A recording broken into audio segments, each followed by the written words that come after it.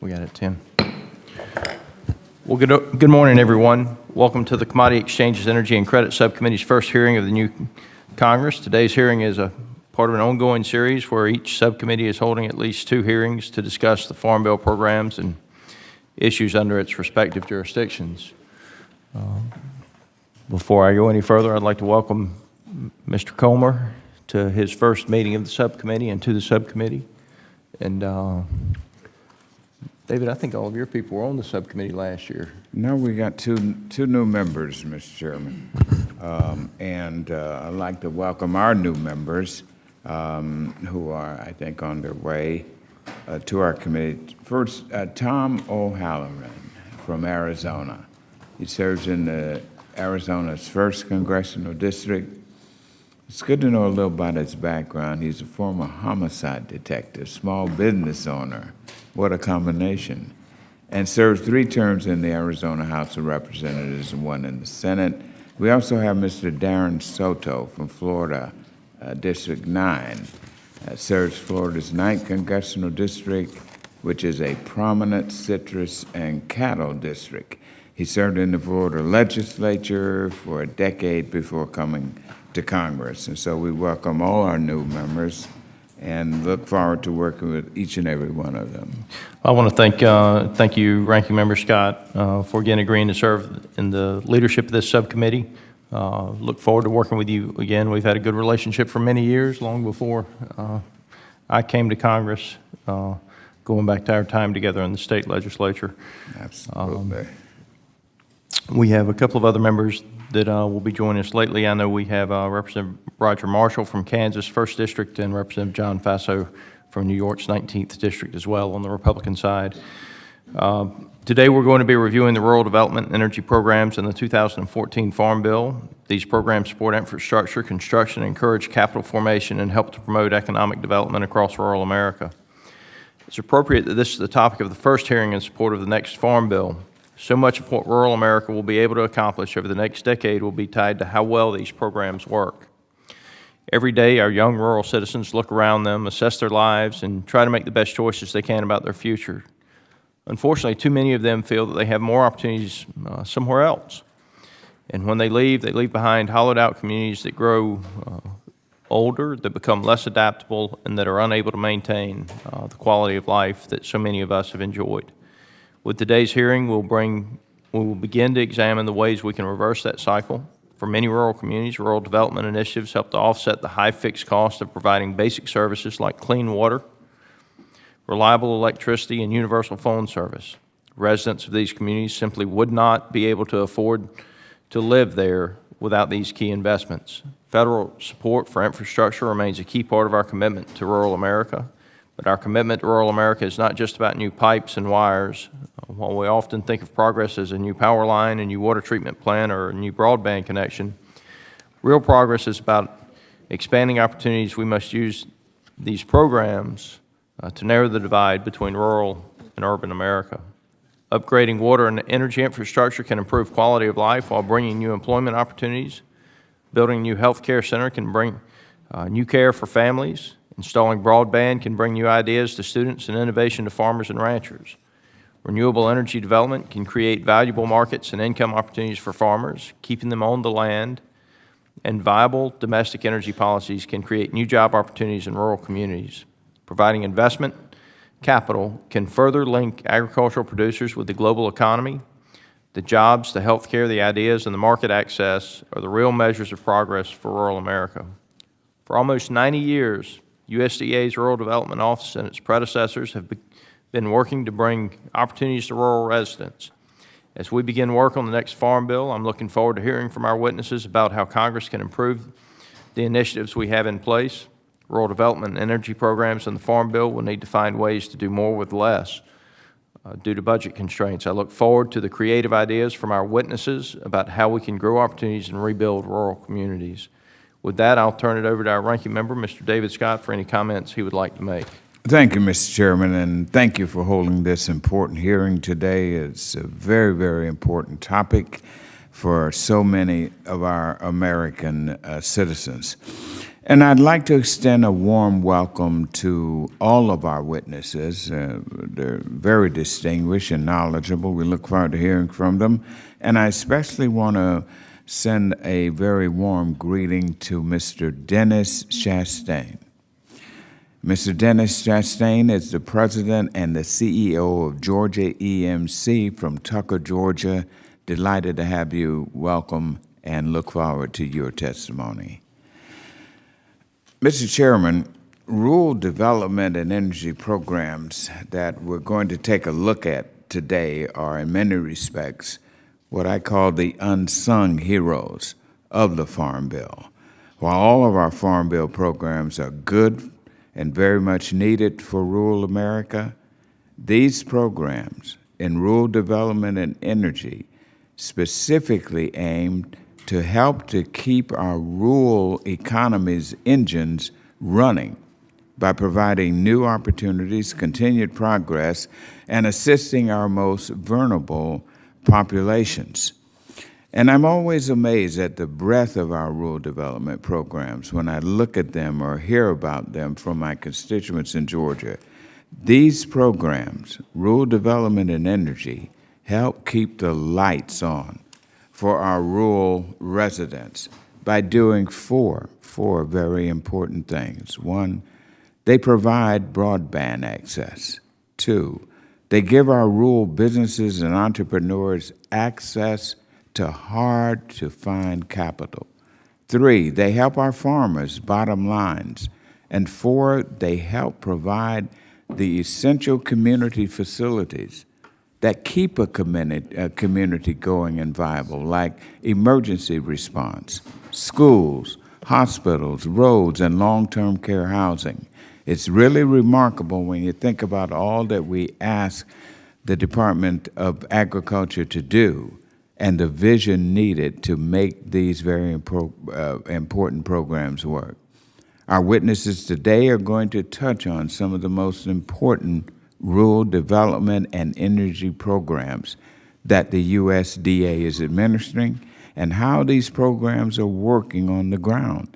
Even with the remarkable scope of these programs, it is very critical, Mr. Chairman, that our committee take a hard look to make sure that they are working the way they are intended to do. And hopefully we can get some feedback from our distinguished guests on how we can make sure the programs are working as they intended to, and if there's anything that we can do to improve the situation, to do differently, to help these programs work better for the folks who use them, and help better accomplish priorities on the ground. Rural development touches every state in our country, and it's absolutely critical to the health of our nation's economy and the country. And Mr. Chairman, I look forward to hearing from our witness today and delving into these challenges of rural development is facing and the success that we've seen. Thank you, Mr. Chairman. Thank you, Mr. Scott. Ranking Member Scott, I also have a letter from Farm Credit that I understand that you would like to submit. Yes, I do. On behalf of both of us, and without objection, we'll accept that letter. Thank you. The chair would request that other members submit their opening statements for the record so the witnesses may begin their testimony and ensure that there is ample time for questions. The witnesses for panel one, I'd like to welcome you to the table, the Honorable Bob Fox, Chair of Renville County Board of Commissioners, Franklin, Minnesota, on behalf of the National Association of Counties. Mr. Dennis Chastain, President and CEO of Georgia EMC, Tucker, Georgia, on behalf of the National Rural Electric Cooperative Association. Mr. Steve Fletcher, Manager and Operator, Washington County Water Company, Nashville, Illinois, on behalf of the National Rural Water Association. Mr. Craig Cook, Chief Operating Officer, Hill Country Telephone Cooperative, Incorporated, Ingram, Texas, on behalf of NTCA, the Rural Broadband Association. Mr. John Duff, Strategic Business Director, National Sorghum Producers, Lubbock, Texas. The Honorable Jim Greenwood, CEO, Biotechnology Innovations Organization, Washington, D.C. Congressman Greenwood, welcome back to Washington. Chairman Fox, please begin when you're ready. Chairman Scott, Ranking Member Scott, and members of the subcommittee, thank you for the opportunity to join you today. My name is Bob Fox, and I serve on the Board of County Commissioners for Renville County, Minnesota, and I'm also here today representing the National Association of Counties. Renville County is located 90 miles west of Minneapolis with a population of almost 16,000. As a key member of intergovernmental partnership, counties are responsible for making significant investments in our nation's essential infrastructure, maintaining our nation's justice and public safety, and investing in community health systems. Every day, county leaders make decisions to influence both local and national prosperity while shaping the quality of life in America. Counties play a pivotal role in rural economic development, but face increasing challenges to provide critical programs and services to American families.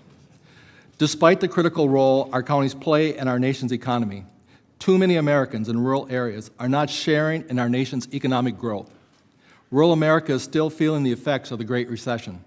Like many rural counties around the country, our farm-based economy in Renville County has suffered a long economic downturn. After 9 years of decline, we lost close to 10% of our jobs we had in 2002. Today, many rural counties are experiencing a strain on local funding options due to declining populations stemming from aging, out-migration, and job loss. Ongoing population losses reduces tax base, which has a direct effect on our ability to fund and finance programs and services. Additionally, 42 states impose some type of limitation on the counties to increase property taxes, restricting our ability to raise revenue. Rural counties are also experiencing a rising cost of construction. In Renville County, our ag industry requires a 10-ton road system to allow 5 semi-trailer trucks to move crops to market. In 2004, it cost less than $300,000 to build a 1 mile of 10-ton road. Today, the cost for that same road is $1 million per road mile. With these challenges in mind, we have specific recommendations on how to use the next Farm Bill to ensure the vitality of our underserved counties while positioning rural America to compete in an ever-expanding global market. First, the entire rural development portfolio is critical for ensuring long-term economic competitiveness of our rural counties and nation at large. USDA's Rural Utility Service invests billions to help counties to provide safe water, high-speed broadband, internet, while programs like Rural Business Development Grant Program and Intermediate Relending Program under the Rural Business Service provides grants and competitive direct loans to counties to help expand small businesses and business facilities. And under the Rural Housing Service, which brings me to my second point, the Community Facilities Direct Loan and Grant Program is an essential tool for counties to address the unique needs of rural communities. The Community Facilities Program provides counties with flexible, affordable funding and financing to help develop essential community facilities. We use these funds to purchase, construct, improve essential facilities like hospitals, child care centers, assisted living facilities. Additionally, these funds can be used to purchase equipment and pay for project expenses. In my county, our aging critical access hospital was unable to meet the increasing demand for outpatient care. Through Community Facilities Program in 2015, Renville County was able to build the Renville County Medical Center, a 65,000 square foot facility which includes 18 exam rooms, 16 inpatient suites, outpatient and specialty clinics, and a telemedicine suite. This investment through Community Facilities Program was helped to change our overall outlook on the health of our community and economy. Lastly, the Strategic Economic and Community Development Program incentivizes regional collaboration and should remain a priority in the new Farm Bill. This program allows USDA to direct investments toward projects that support strategic economic development plans across multi-jurisdictional areas. Thus, rural counties are now able to increase the likelihood of funding key economic development projects through regional collaboration. This program is a positive step for our nation's rural counties and should continue to be a priority in our next Farm Bill. In closing, counties need a strong federal intergovernmental partner and a robust rural development title in the next Farm Bill to help serve America's rural communities. Your support for these programs will not only ensure the vitality of underserved counties, but also position rural America to compete in a global market. Thank you, Mr. Chairman and members of the committee, for the opportunity to testify today, and I look forward to your questions. Mr. Fox, you did an exceptionally good job, 4 minutes and 90 seconds, and that timer up there works just right. If the rest of you could do the exact same thing, be perfect. Mr. Chastain? Thank you, Mr. Fox. Thank you, Chairman Scott and Ranking Member Scott, for inviting me to testify today. It's an honor to be here to help lay the groundwork for the next Farm Bill. I'm proud that two fellow Georgians are in leadership positions that have influence over a bill that is vitally important to the electric cooperatives in Georgia and across the nation. I am the president and CEO of Georgia EMC. Georgia EMC is the trade association that represents the 41 not-for-profit electric distribution cooperatives in the state of Georgia, as well as our state's power generation and transmission cooperatives. Collectively, Georgia's 41 EMCs serve about half the population of Georgia, over 75% of the land area of Georgia, and we employ over 5,000 Georgians in our operations. I'm here today not only representing the electric cooperatives in Georgia, but also here representing the National Rural Electric Cooperative Association that represents all of America's electric cooperatives. While our first business priority is to deliver reliable, affordable electricity to our members, our purpose is much greater than that. We exist to benefit the communities we serve. We are more than just poles, wires, transformers, and electrons. Electric cooperatives are the engines that drive economic opportunity across the heartland and rural areas of America. That's why the Farm Bill is essential for electric cooperatives, for Georgia, and for the nation. The Farm Bill contains important rural development tools that support our efforts to strengthen our communities, and I'd like to talk about just a few. Since 1936, loans from the REA, now the Rural Utility Service at USDA, have helped build, expand, and improve the infrastructure across rural America necessary to deliver power, clean water, and other critical services.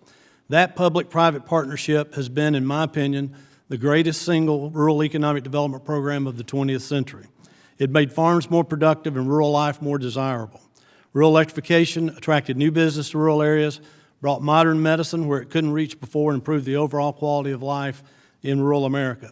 That fundamental task of improving the lives of our nation's rural citizens is as important now as it has ever been.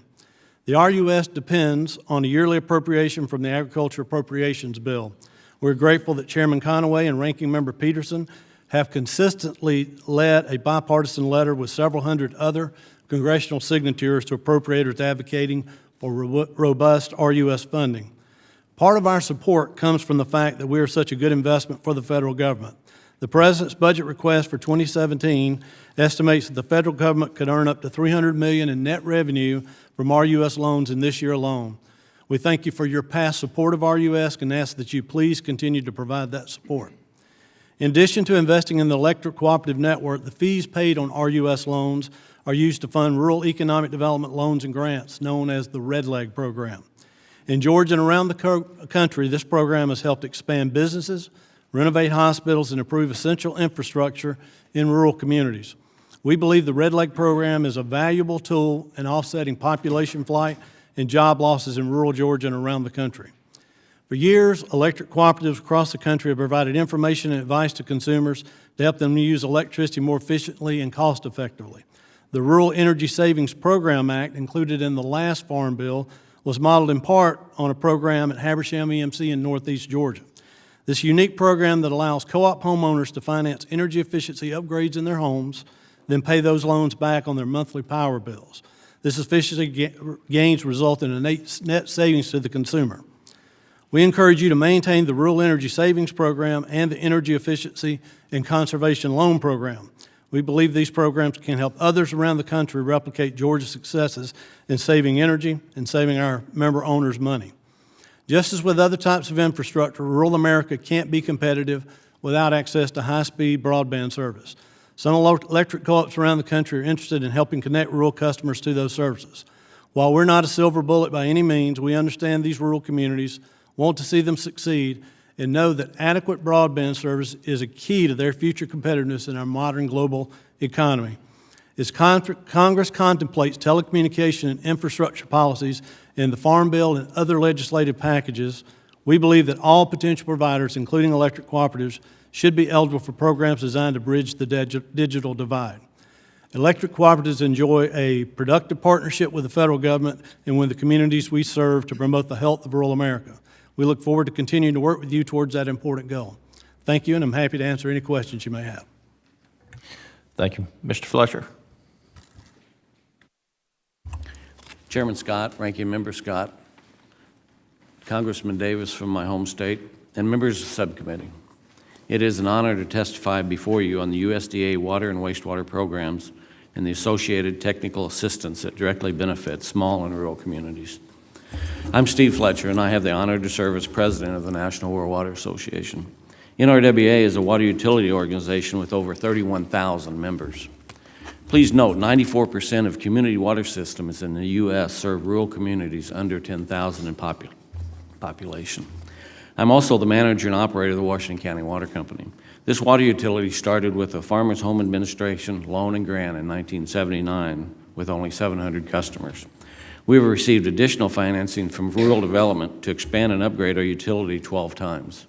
Currently, we serve 4,600 customers in parts of 7 counties. We simply could not afford to debt service a commercial credit loan with the income of our customers. We currently sell treated water to several small towns that made the decision to discontinue operating their treatment plants because they couldn't afford to staff, maintain, and upgrade their utility.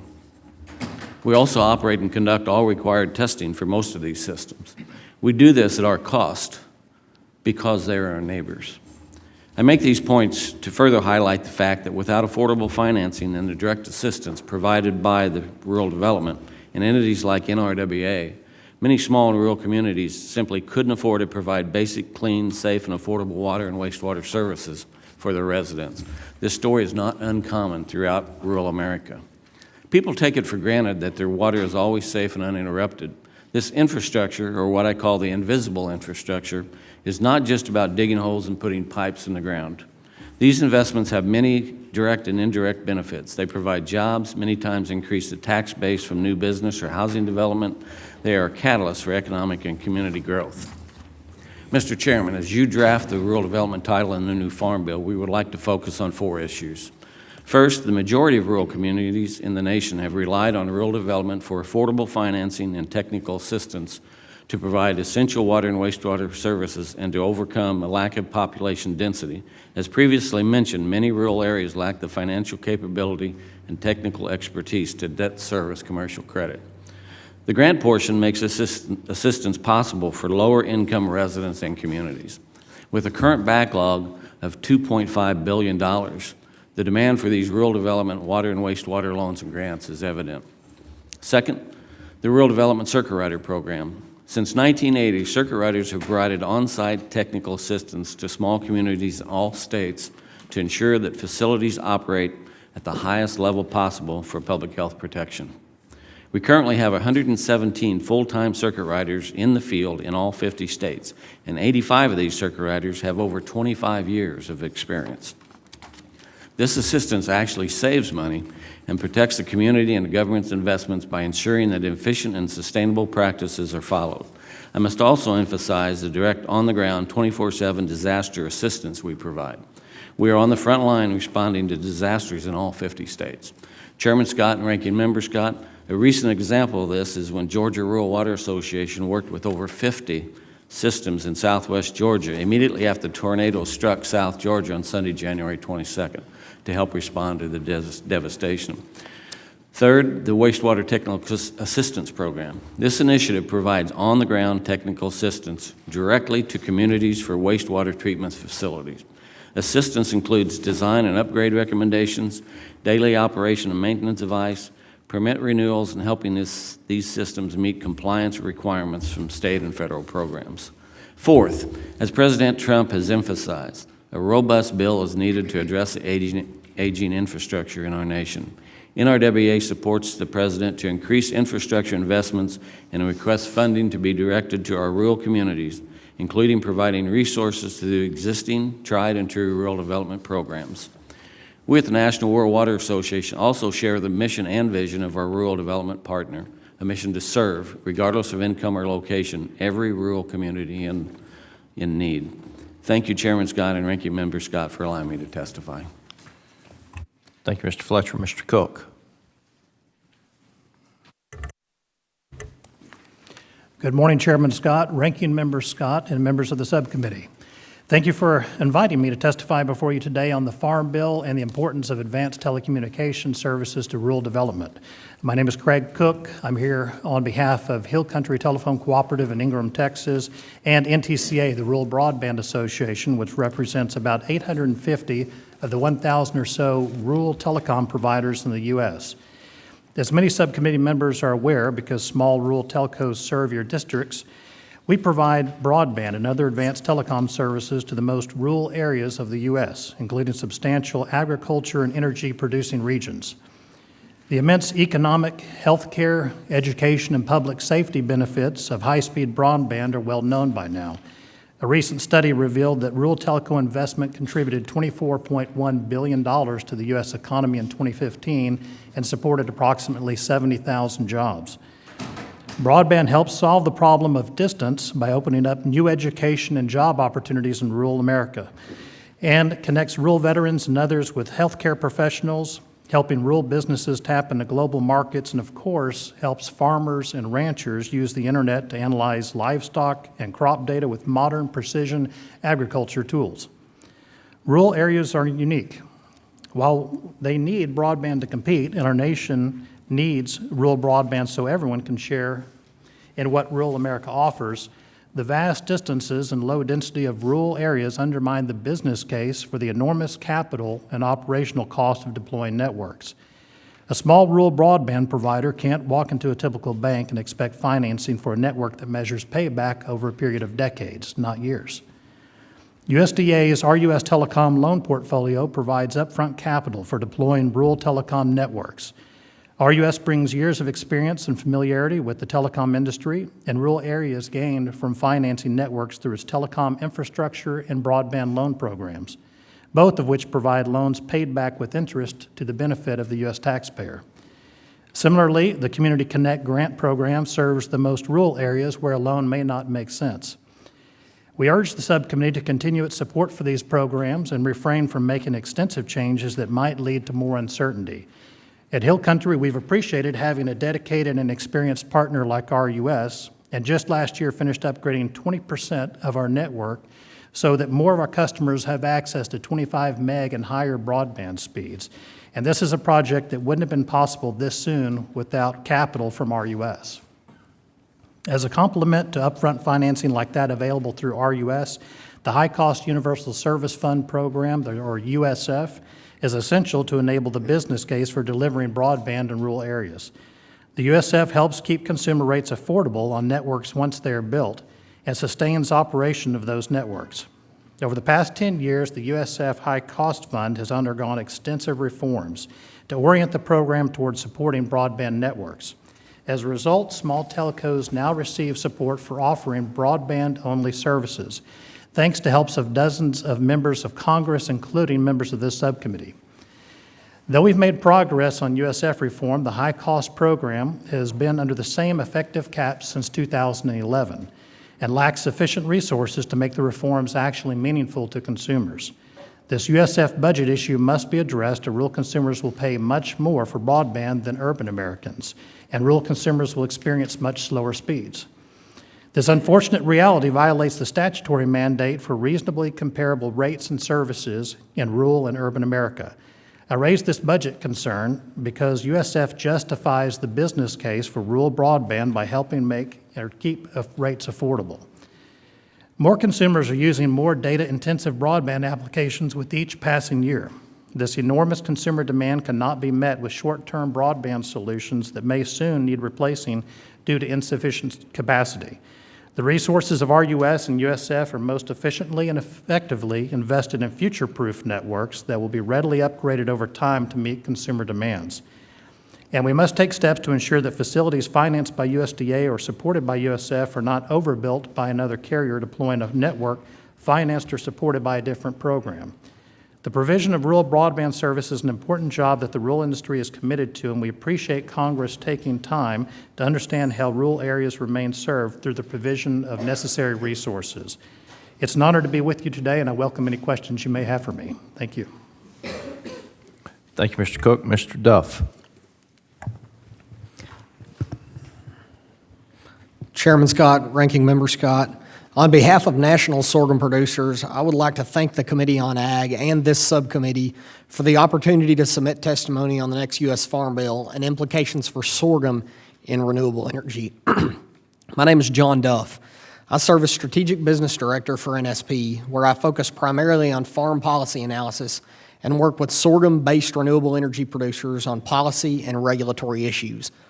NSP represents U.S. sorghum farmers nationwide, and our mission is to increase their profitability by ensuring sound approaches to legislation and regulation. NSP greatly appreciates the work put forth by this subcommittee in preparation for the next Farm Bill and looks forward to working with its members to craft this vital farm policy. My testimony in particular will focus on implications for sorghum in renewable energy. The High Plains produces the largest volume of sorghum, but the crop is also grown from Georgia to California and South Texas to South Dakota. In 2016, 480 million bushels of sorghum were produced in the U.S., with Kansas and Texas contributing approximately 80% of this total. Sorghum uses 1/3 less water than corn and tolerates heat much better than comparable crops. These characteristics make it particularly well suited for the semi-arid High Plains, where groundwater declines threaten local economies, often underpinned by renewable energy or ethanol producers. Ethanol producers typically consume about 1/3 of the U.S. sorghum crop and are on track to use 125 million bushels in 2017. Since the 2008 Farm Bill was enacted, the U.S. renewable energy industry has seen both incredible opportunities and tremendous challenges. As with any new industry, many companies have experienced only limited success, and setbacks have sometimes seemed more common than growth. Through this decade of change, sorghum has proven to be a constant for first-generation and next-generation renewable energy producers. The advantages are clear. Sorghum is a source of starch, sugar, and cellulose, all in a single crop. Its agronomic needs are well known to U.S. farmers and is supported by a deeply experienced seed industry with roots in the 1950s Upper Texas Panhandle, where 85% of the world's sorghum seed is still produced. Simply put, unlike other renewable energy feedstocks, sorghum was built to last and is here to stay. The 2008 Farm Bill recognized this potential and set up a structure to reward ethanol producers for taking a risk on feedstocks such as sorghum. NSP firmly believes the resulting incentives enabled ethanol producers to become the foundation of the domestic sorghum market, with over $60 million being used to bolster sorghum demand through the Advanced Biofuel Payment Program. NSP strongly urges the committee to continue and strengthen this program through a more transparent payment calculation process and an addition of provisions that will incentivize as new processes designed to increase overall energy production. As technology has evolved, so too have energy title needs. While many programs authorized by the 2002 and 2008 Farm Bills provided much-needed support during a time when little was known about the commercial viability of many renewable energy technologies, today's environment is significantly different. Therefore, we strongly urge the committee to consider combining and updating programs to better suit the needs of the current renewable energy industry. In summary, the next energy title must focus more on incentivizing greater energy production by proven market participants than on de-risking unproven technology development. NSP believes sorghum will be a key part of our continuing move toward greater energy independence. The Department of Energy agrees and has committed over $70 million to sorghum research since 2015. The department refers to sorghum as a model feedstock, in large part because of the diverse nature of the crop. Sorghum is a starch, sugar, and cellulose source, all in a single crop, and growth in the area of renewable energy will benefit all U.S. sorghum farmers and ultimately all of American agriculture. Thank you, and I welcome any questions.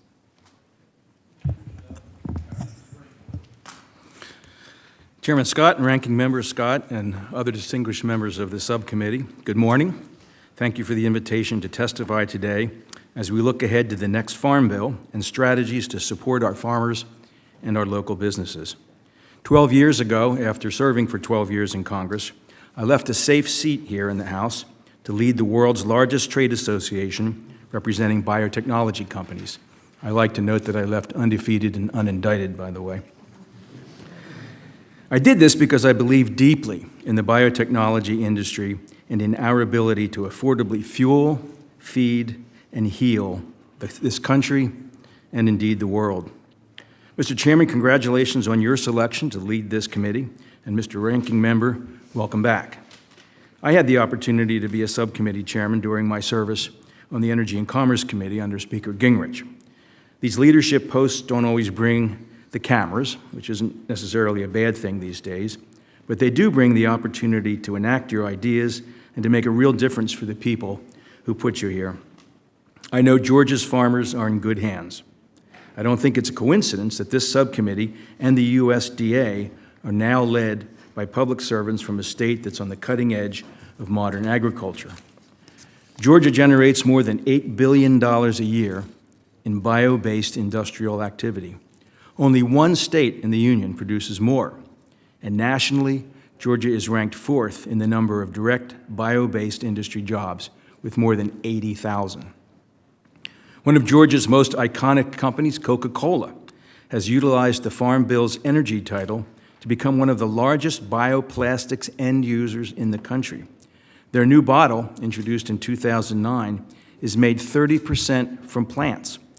To date, Coca-Cola has produced more than 40 billion plant bottles, and the plant bottle technology is now being used in polyester car interiors and souvenir cups, and Coca-Cola is building new manufacturing facilities and creating made-in-the-USA jobs through its Plant PET Technology Collaborative. That's just one example from one Farm Bill energy initiative, USDA's Bio-Preferred Program. But actually, there are 71 companies in Georgia benefiting from this program, from bio-based flooring companies in Dalton to the world's leading producer of pine chemicals in Savannah. In my written statement and in Bio's report that I've submitted for the record, I highlight companies from every state that are developing new technologies and products with support from each of the Farm Bill energy title programs. We should build on these programs and go forward, not backward. If you would have asked me during my time in Congress, what's the only thing a member can do for his constituents more valuable than create jobs? I might have said, create new American industries full of high-paying jobs, jobs that will help preserve our natural environment for our children and our grandchildren. That's exactly the future we're building, and the energy title of this Farm Bill is a big reason why. According to USDA, the bio-based industry contributes $393 billion to the U.S. economy annually and supports 4.2 million jobs. And the bioeconomy is adding hundreds of thousands more jobs a year. The renewable fuels sector adds another 850,000 jobs and $185 billion in annual economic output, and $46 billion in wages for our farmers, our workers, according to an analysis from Fuels America. These numbers would be a fraction of their current size without the energy title. The programs in the title provide what all investors say they need, a long-term, stable policy environment to help them make investment decisions. That stability is especially important in these tough times for our rural producers. We know America's farmers today are facing severe economic pressures. Commodity prices are down, and so are net farm incomes. They dropped 15% last year, and the USDA forecasts another 9% drop this year.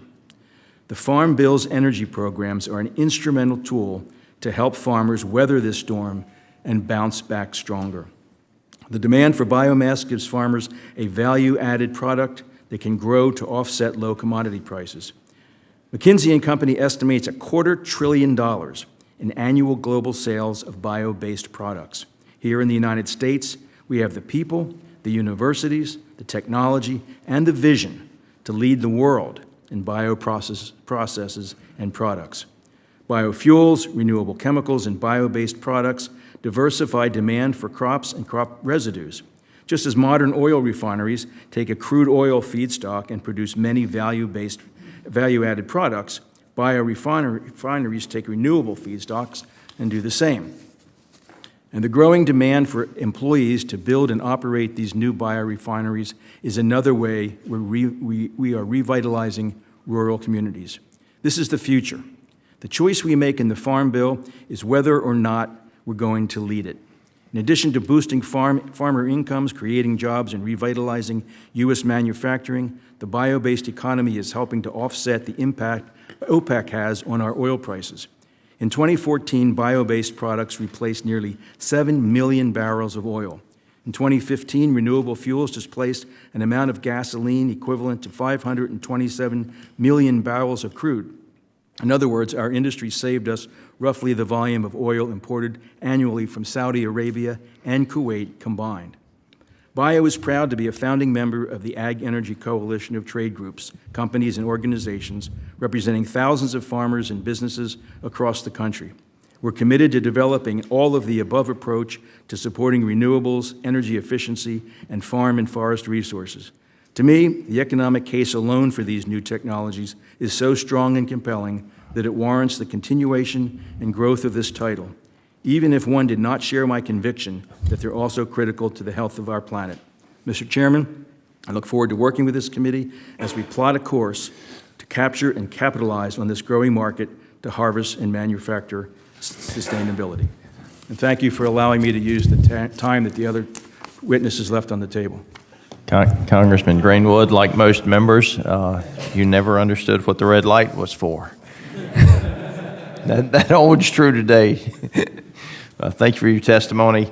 I'd like to remind members that they will be recognized for questioning in order of seniority for members who were here at the start of the hearing. After that, members will be recognized in order of arrival. I appreciate the members' understanding. I now recognize myself for 5 minutes. Commissioner Fox, I believe increasing rural opportunities and narrowing the rural-urban divide is an essential purpose of rural development programs. What should this committee consider as metrics to judge if we've been successful or not on that effort? Well, I think the committee has to look at the SEC-D program, which was part of the 2014 Farm Bill. I mean, that program was the first time that we could go through multi-jurisdictional areas where counties could work together on economic development. You could leverage. I think that's very important as we move forward. I just think that in rural America we can't afford to build silos. We need to partner, and as an intergovernmental partner, we need to partner with the federal and the state to make things happen in rural America. Thank you. Mr. Cook, in your testimony, you proposed a non-duplication rule.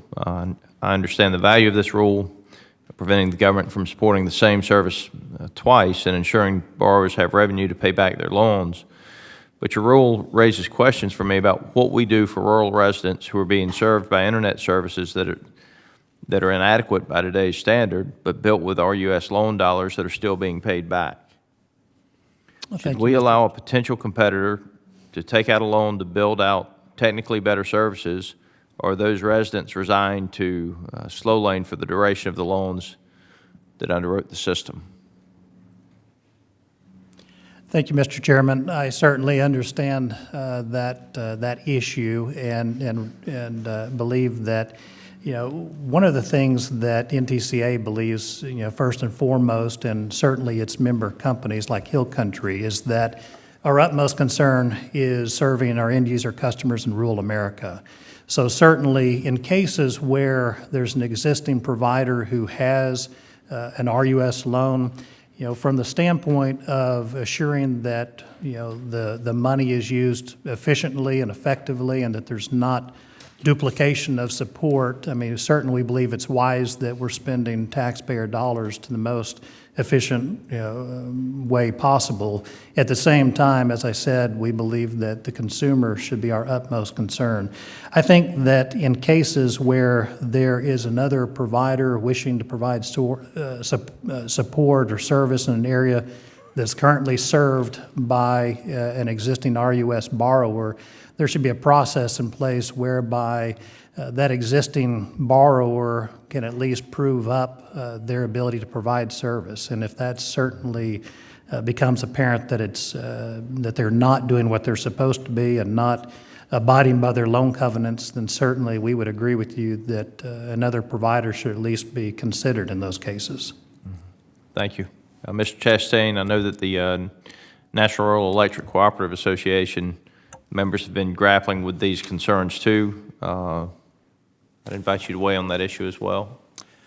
Well, I think what Mr. Cook said makes a lot of sense. You know, there are cases out there where, unfortunately, there are some incumbent providers who do have RUS loans who are not providing adequate service. We've got examples of that in several places in Georgia. As a matter of fact, I think as you and Ranking Member Scott are aware, the state legislature put in a Rural Broadband Study Committee chaired by Senator Steve Gooch and Representative Divine Parsons specifically to address that issue in rural Georgia. So I think what he said is correct. I think either the incumbent providers who have taken the money either need to be given the chance to step up to the plate and prove that they can provide the adequate service, but if they're not, there should be opportunities for others who can come in to be able to provide that service. You know, our view in Georgia is that, you know, rural broadband is absolutely quickly becoming a critical piece of infrastructure for rural communities. Rural communities, as you well know, have a lot of challenges already, and not having access to rural broadband is just one further kind of brick on their wagon, so to speak. Thank you. Mr. Duff, as we evaluate energy programs, how have they made meaningful impacts on our rural economies, and do you believe that these investments build self-sufficient infrastructure to drive long-term economic activity? And if you could be brief, I'm down to about 20 seconds. Yes, sir. Thanks for the opportunity to comment. I think that in the best example of the rural development impacts with the energy title from the 2008 and 14 Farm Bills would be Section 9005, the Advanced Biofuel Payment Program. This has, as I said, it's been $60 million impact to ethanol plants in Kansas and Texas in order to incentivize greater use of feedstocks like sorghum, and that really had a direct impact on the buying power of those facilities in local economies, particularly where groundwater declines are really threatening the way of life and the way of farming in the high plains. And so I think that the opportunity that's created for feedstocks like sorghum in areas where the need is there has had a very significant impact. Thank you for that. I now recognize my colleague from Georgia, the ranking member, Mr. David Scott, for 5 minutes. Thank you very much. Mr. Chastain, you, in your testimony, brought up an interesting comparison between electricity and broadband. Let me first ask you, to your knowledge, there is no American home today that is not connected with electricity. Am I safe in saying that? Yes, sir, that's correct. And am I safe in saying it nearly took us 80 years to accomplish that task? Yes, sir. I can vouch for that. I was born in a rural area and can't get much more rural than Aner, South Carolina, in Horry County. We didn't have electricity or running water or any of that, so I can relate. Now, how do we compare that to broadband in terms of, we know how important electricity was, but as we move now into this high technology area, how do you compare that comparison with the need for broadband? Is not both at the same level? Yeah, it's hard to, you know, it's almost in many ways an apples and oranges comparison, but there are some similarities.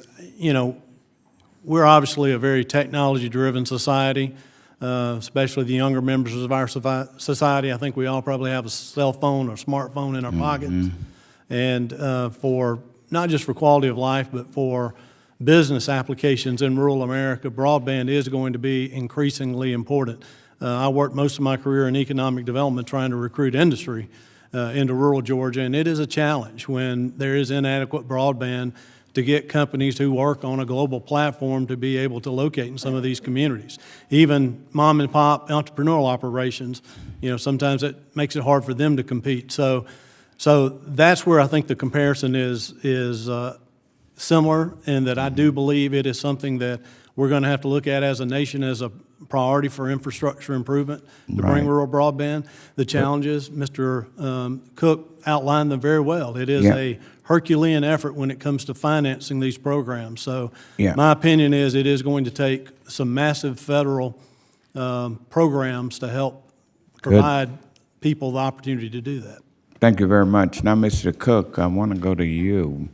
You mentioned in your testimony this difference or comparison and need between rural America and urban America. Could you refine that a bit? Exactly what are you talking about there? How serious is this? And how can we address this?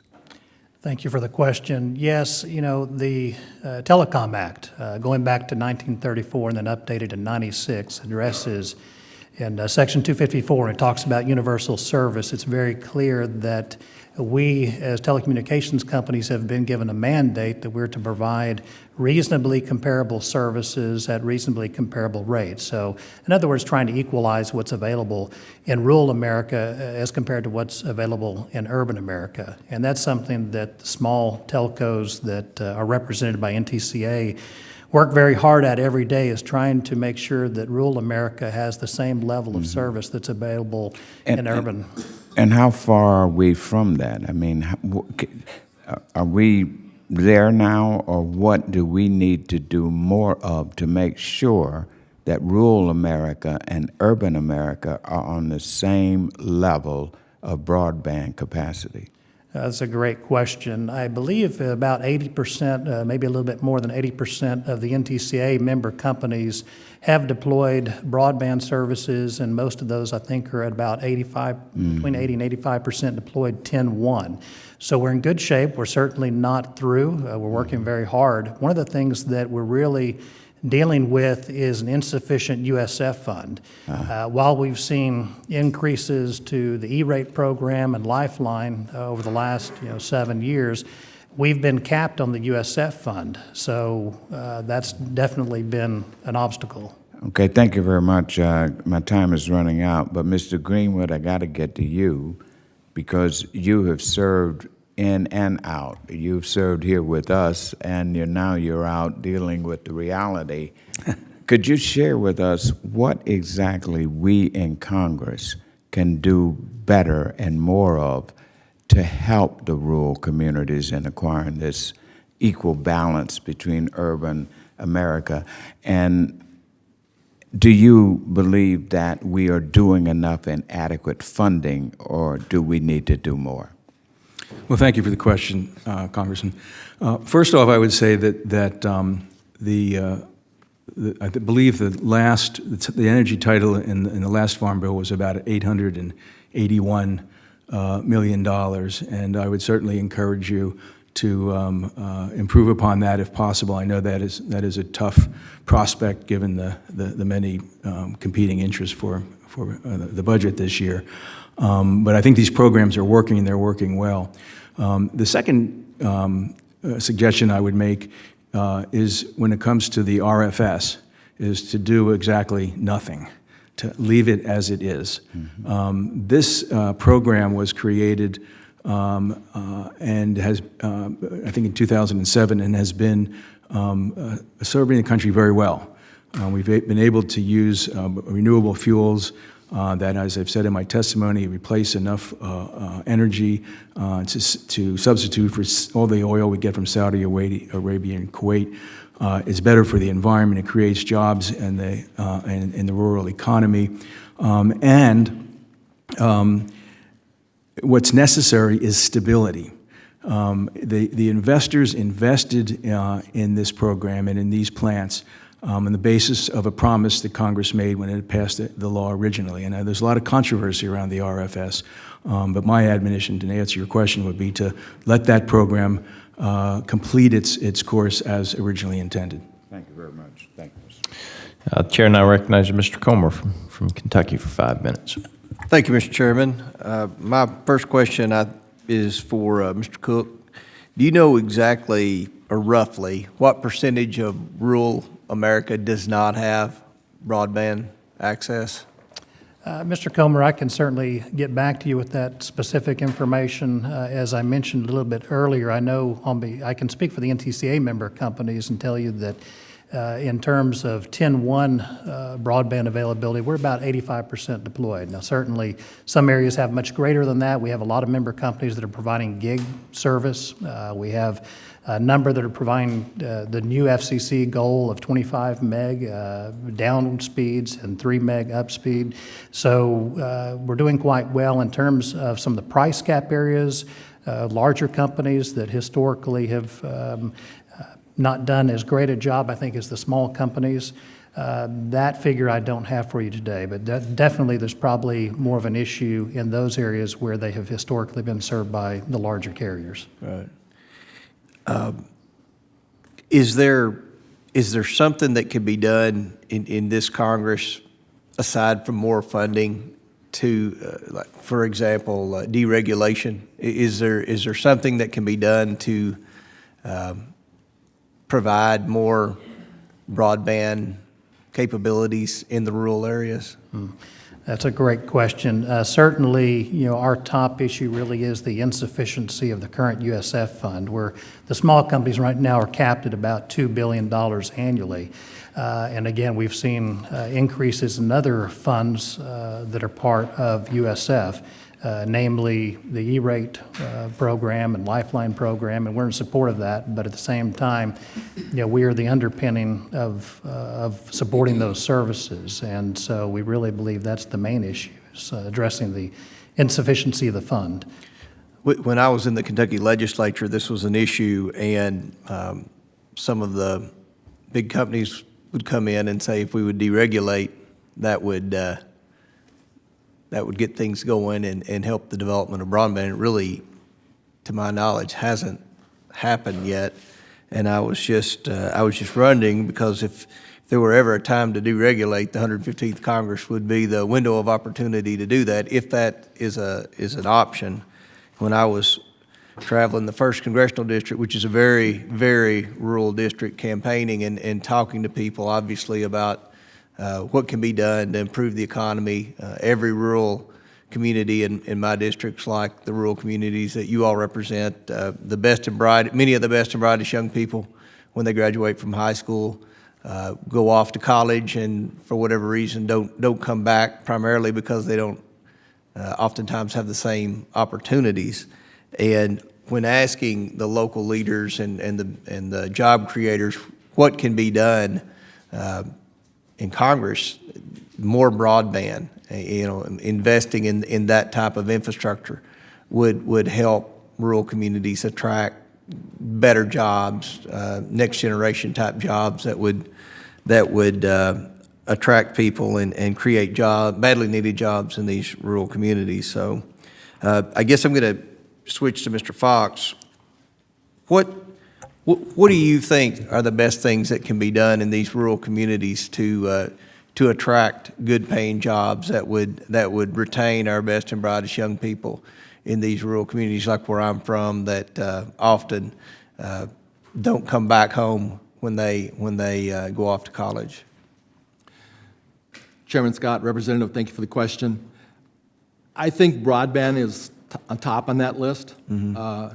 You send a young son or daughter off to college and they're used to great speeds and do 4 years of college, they're not coming back to speeds of 5 and 5 or 5 and 2, and that's what I got on my farm. But economic development and jobs always comes down to infrastructure.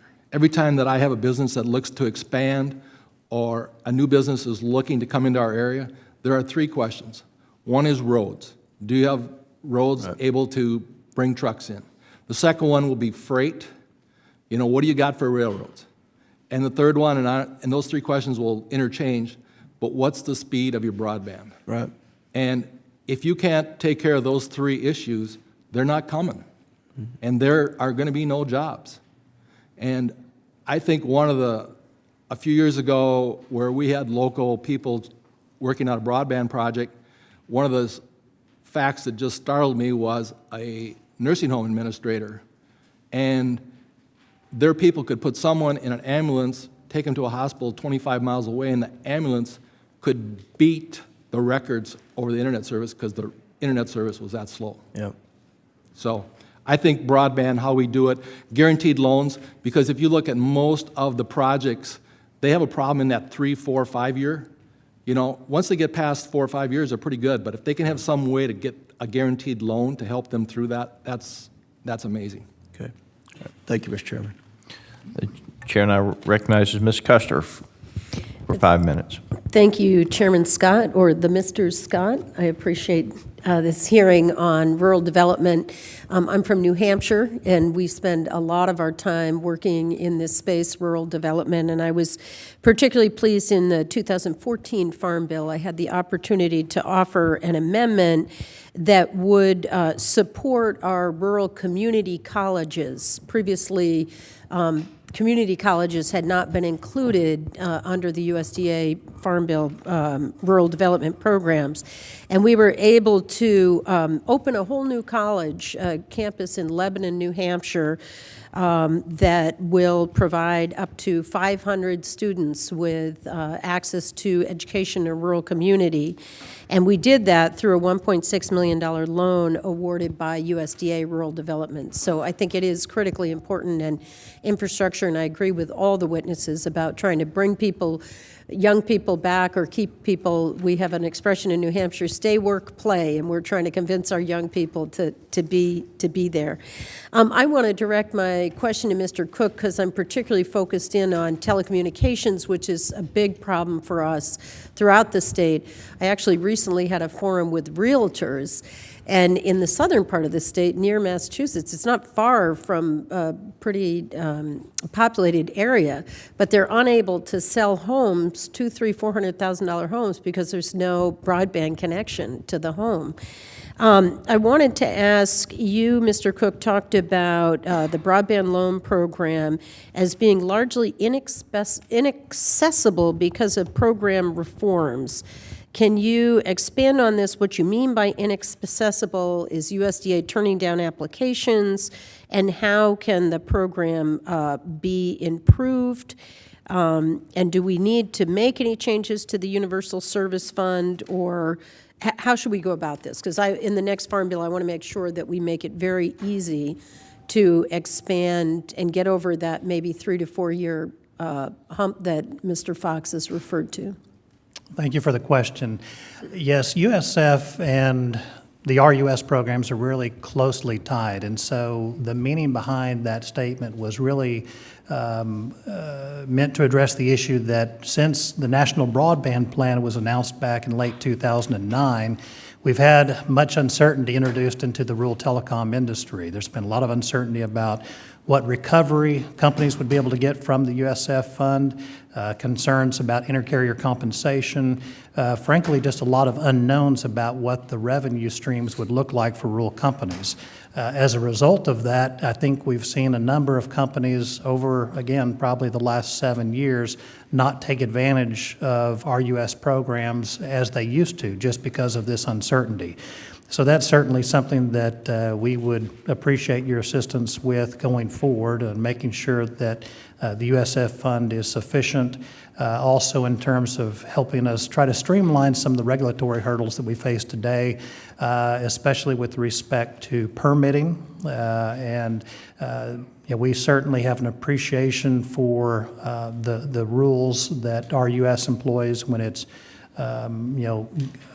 looking to give us grants and loans. At the same time, there are some process improvements that could probably take place. I know with our particular loan grant program at Hill Country that we were fortunate enough to work with RUS on, we lost about a year period of time in deploying our network because of environmental permits that we were able to conduct the environmentals. But at the same time, it took a very long time to get those approvals from RUS. And at the same time, we had certain departments within RUS saying that they were going to rescind our money because we hadn't yet spent it, and other areas within RUS saying that you couldn't spend the money because the environmentals, we had done too many, or that they hadn't been completely approved at that point. So from a process standpoint, that's something that we would appreciate your assistance with. Well, I hope I can ask all of the witnesses to offer your practical suggestions to the committee, and I know members, bipartisan members of this subcommittee will be working on this section of the Farm Bill, and we want to make sure we get it right so that we can improve access to broadband communication throughout rural America. So thanks very much. I yield back. Thank you, ma'am. The chair now recognizes one of our new members, Mr. Fazo from New York. Thank you, Mr. Chairman. It's a pleasure to have the witnesses here today, and I appreciate all of their coming. And Congressman Greenwood, welcome to the committee here today. I wanted to focus on the rural water. Mr. Fletcher, the New York Rural Water Association, Patricia Scalera, and folks that have worked in rural water are people I've worked with for many years, my prior tenure in the New York State Legislature. And I notice in your testimony you suggest raising the cap. I think you said raising the cap on water projects and wastewater programs to 20,000. Is this going to, if we did that, would that affect the backlog, and would it impermissibly increase the difficulty that very small communities have in getting access to these programs? Because rural water and the Circuit Rider program, from my experience, have been terrific. Thank you for the question. Funding priorities should still be given to smaller, rural, and lower-income communities. Every state has provided a specific allotment for loan and grant program, or for the loan and grant program. If any state would have obligated their funds to small rural utilities and had a balance left, I think at that point, then we could look at helping higher populated communities, slightly higher populated communities that demonstrate a need for the financing, but also is still rural in character. Taylorville, where Congressman Davis hails from, and that's where our state rural water office is, their population is about 11,000, and with the current cap, they are not eligible for that funding. Mm-hmm. And I think that would help these slightly larger communities have access to the loan and grant program if funds are available. Well, thank you very much. I appreciate that. And I'm also going to be giving some testimony to the Appropriations Committee later today. There's one of their subcommittees on the Circuit Rider program, and for instance, and how important that is to the rural areas in my district. I know sometimes when you're from New York State, people think Manhattan. Well, upstate New York is a very rural area in need of much economic assistance. And I wanted to turn also to Commissioner Fox. I noted in your testimony you mentioned the community facilities program that was used to help, through loan and grant, construct a hospital in your county. And I'm wondering if you could just elaborate for the committee a bit on the ease with which you were able to secure that assistance through that program, and any suggestions or recommendations you might have about it, because I have a very similar situation in a portion of my district as well. Chairman Scott, Representative, thank you for the question. I think our administration would say that it went quite well. Yes, there is a process, but there has to be a process when being fiscally responsible. We used $18.9 million, I believe, and it was all the loans. We had no grants. We had local money that we put in, and our hospital foundation raised over $1 million to go into the project. But it's a process that goes through, and I think it's the staff and rural development staff in Minnesota. They're great people. They're great people to work with. They help through different programs, whether it's that one or the REAP program, but it's a process, and you have to go to the table and be a partner at the table, and they will help you through it. And it's a great process. Thank you. And lastly, for Mr. Cook, broadband has been discussed here. It is a big issue. We have the Middleburg Phone Company in Schoharie County, which I don't know if they're a member of your association, but they've been very active in providing expanded broadband coverage. I'm just wondering, is there from your vantage point and from what your experience, is there a technological leapfrogging that will allow us, through wireless technology, be able to accommodate much of the need that we have for broadband in rural communities. And just wondered about your perspective on this, because I do see this now being heavily advertised by some of the companies in suburban New York City, just south of my district. And Right. wondering about your perspective on that. Yeah, that's a great question. It's something that we're constantly looking at as new technologies, ways that we can more efficiently deploy broadband services, provide faster speeds. You know, one of the things that was included in my testimony was this term future-proof. And, you know, really what we're talking about there is not only providing the best available service for the consumer today, but also providing long-term solutions. So, you know, when you look at the growth of broadband, and now, you know, nationally, you're looking at a median broadband speed of about 41 meg that's generally available across the nation. When you look at the potential growth of that year over year of about 28%, it's not long before you realize that we're going to be at gig level services that customers are going to be demanding. So in terms of technology, right now, it really appears that fiber is the best solution in most cases. And in terms of wireless technology, certainly there are some fixed wireless technologies that we're using and that other companies are deploying. Satellite's another example in very remote areas where that could be a solution. But in terms of, you know, trying to make sure that we're doing the best thing for the consumer today and in the near term, but also what's most economical, so that we're not having to go back and re-engineer the network and, you know, pay for the same, you know, deployment again in just a few short matter of years in order to keep up with the capacity. We're really kind of leaning towards fiber at this point. Thank you. Chair now recognizes Mr. Soto from Florida for 5 minutes.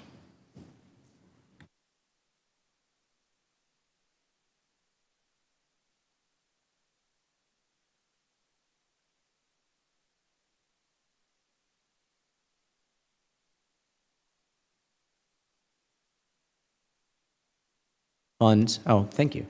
Haven't gotten their share of federal funds and felt left behind. And so I appreciate the chairman and ranking member focusing on this. You know, in Florida, I've seen everything from cowboys use cell phones to communicate with each other to Wi-Fi and sensors being used to determine when to harvest a crop. And so technology is very integrated in our agriculture in Florida. And so I was wondering, with the lack of adequate broadband and other communication infrastructure, if Mr. Cook or Mr. Chastain can discuss what the current potential production loss we have would be from the lack of these sorts of resources.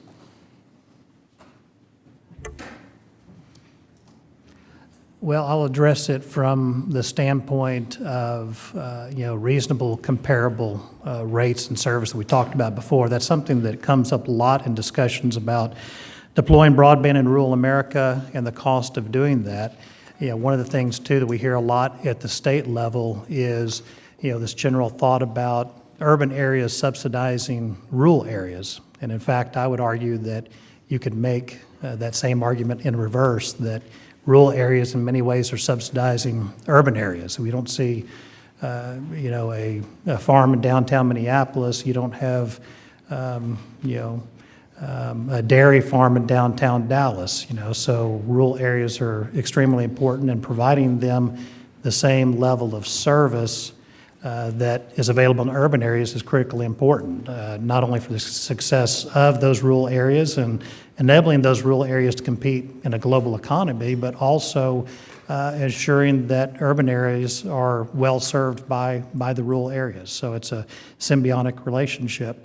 To address more specifically your question in terms of cost and availability, you know, economically, that's a great question. I don't know if we have any specific facts about, you know, what that means to the economy, but, you know, obviously it is very critical, especially when you look at food supplies and, you know, the growing population globally, and I think it's expected by 2050 to be 9.6 billion population. You know, it's estimated that food production in order to keep up with that growing population, would need to improve by 50%.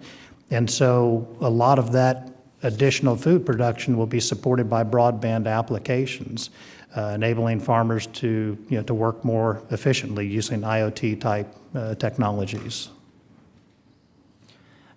And on to my second question, it's to Mr. Greenwood. You had mentioned about renewable energy. In Florida, we use bagasse, which is a byproduct of sugar to provide energy for several towns in Florida. So what areas do you think are succeeding in using biofuel or other renewables across our country, and what areas have a lot of potential but really could use additional help to get them over the top?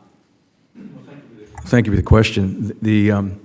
The beautiful thing about renewable fuels is that the feedstocks are multiple. You mentioned biogas. Right now, there are projects that USDA is considering that use for feedstocks the following: vegetable waste, manure, algal biomass, non-edible distillers, corn oil, soy oil, canola oil, almond and walnut shells and woody biomass, waste oils, high oleic soybean oil, switchgrass sorghum, macadamia nut shells, and woody biomass. So it's basically a question of the science of it, and I'm not a scientist, but basically plants evolved. If you look at corn, for instance, corn evolved so that the seeds are highly soluble, and that's how they germinate.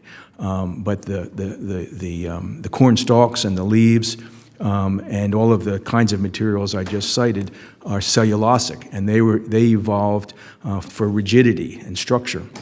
And so the challenge has always been how chemically and using other products can we extract the energy from that cellulosic material that is otherwise frequently gone to waste and has no economic value.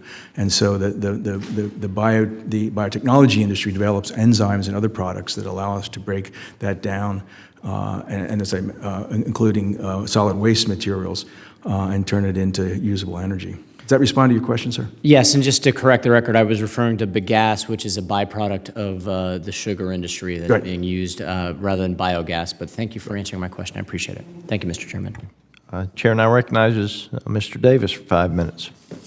Thank you, Mr. Chairman. The hard part about serving on two different committees sometimes is you have hearings at the exact same time. So forgive me if I'm redundant on any of the issues that I bring up, but I'd like to continue what my colleague, Mr. Soto, was briefly mentioning, and especially with your response. I would like to welcome one of our former colleagues, Mr. Greenwood, here, and my friend. Obviously, where I come from in Illinois, ethanol, RFS, is a major issue. As we move forward, you mentioned cellulosic opportunities. What's the status right now of moving ahead on more cellulosic opportunities to make our homegrown fuels more secure? Sure. Well, cellulosic ethanol is in production at commercial scale in multiple locations around the country. The problem is that the uncertainty caused by the RFS renewable volume obligations in 2014, 2015, and 2016 during the Obama administration cost advanced cellulosic biofuels industry over $22 billion in lost investment, much of which has gone overseas. As I did say earlier, that the most important thing Congress needs to do is nothing. To leave the RFS alone, to fulfill the promise that Congress made to investors originally in 2005 and expanded in 2007, that if they brought private capital to the table, Congress would leave a stable policy in place for more than 15 years. Second would be to maintain the Farm Bill energy title, in particular Section 903, the Biorefinery Assistance Program, and the Biomass Crop Assistance Program, or BCAP, to help advance biofuel producers to secure the capital necessary to build a biorefinery and assist farmers to produce the feedstocks necessary for these facilities. The administration needs to deny the petition to change the point of obligation under the law, keeping the 2715 RVO in place and set the 2018 RVO according to the law. We need to bring these dollars back to the U.S., and policy stability is the only way to make that happen. I couldn't agree more, Jim. I appreciate your comments there. One quick other question. The USDA has operated the BIP program over the last few years, and they've worked with states to deploy distribution infrastructure, and as a result, we now have over 600 locations in 28 states throughout the U.S. offering more opportunities for homegrown fuels for sale. Can you offer your opinion on that program and how successful it has been so far? Well, the Biofuel Infrastructure Program, as referred to, BIP, has been a critical aid to retailers moving higher blends of biofuels to the market. This is creating critical space in the transportation fuel market for advanced and cellulosic biofuels. The program is succeeding in helping gas stations put infrastructure in place to deliver higher volumes of biofuels. As you mentioned, there are now 650 stations selling E15 in 28 states. 409 of these are BIP participants. Expected to be over 1,200 locations by year end, and a vast majority of these pumps also are selling E85. Major retailers selling or committed to selling E15 include Sheetz, Come & Go, Thornton's, Racetrack, Minico, Murphy, USA, Mapco, Family Express, Cenex, and Protect Fuels. And this is going beyond the Corn Belt. Florida, Georgia, North Carolina, and Texas are in the top 6 states of pumps being deployed. These retailers are making these investments because E15 sells 3 to 10 cents below regular gasoline, helping to bring in more consumers. I would like to add that E10 is approved and recommended for all small and off-road engines.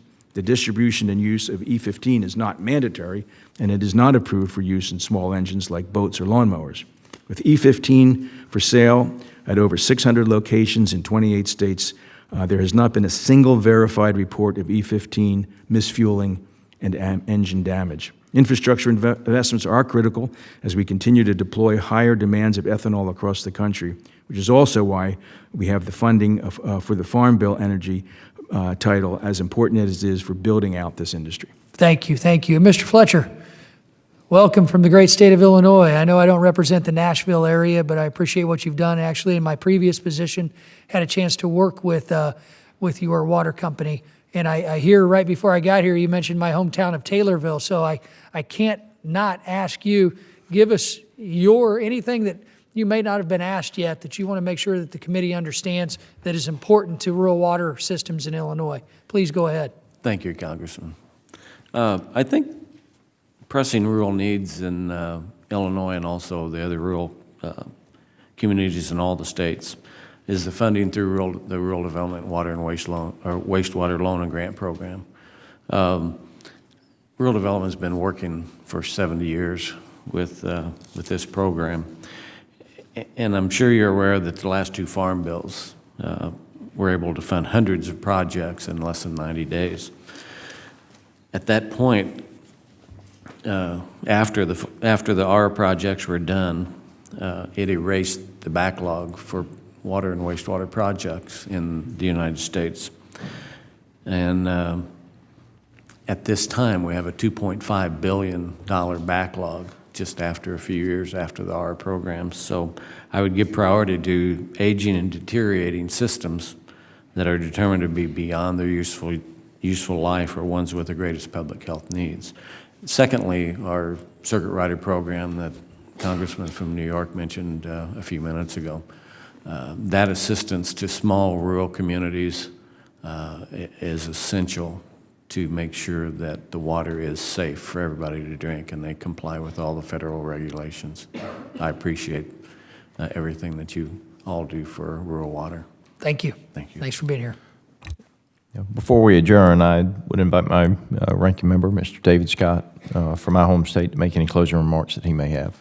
Sure will. Thank you, Mr. Chairman. I appreciate that. And first of all, let me commend you for pulling together this very, very important and very informative cast of these 6 persons that testified before us this morning. Their testimony was very accurate, it was thorough, and very helpful to us. And I just want you all to go away from this meeting knowing that this subcommittee stands with you, shoulder to shoulder, to make sure we provide you with adequate funding that you need. And let the people of America know that they get a return benefit. I think, Mr. Chastain, you mentioned $300 million that has been brought back, and the roles that you play. So thank you, Mr. Chairman, and we look forward to taking care of your interests in the upcoming Farm Bill. Gentlemen, I want to thank you for taking time to come up here on behalf of the people that you represent, the same people that we represent. And I want to commit to you that this subcommittee, and I think on behalf of the big chairman, the full committee will be working hand in hand with you to make sure that you have the resources that you need in the next Farm Bill to help those that both of us represent in America. So again, thank you for coming to Washington and testifying on behalf of our constituents. Under the rules of the committee, the record of today's hearing will remain open for 10 calendar days to receive additional materials and supplementary written responses from the witnesses to any questions posed by a member. The hearing of the Subcommittee on Commodity Exchanges, Energy, and Credit is adjourned. Good job.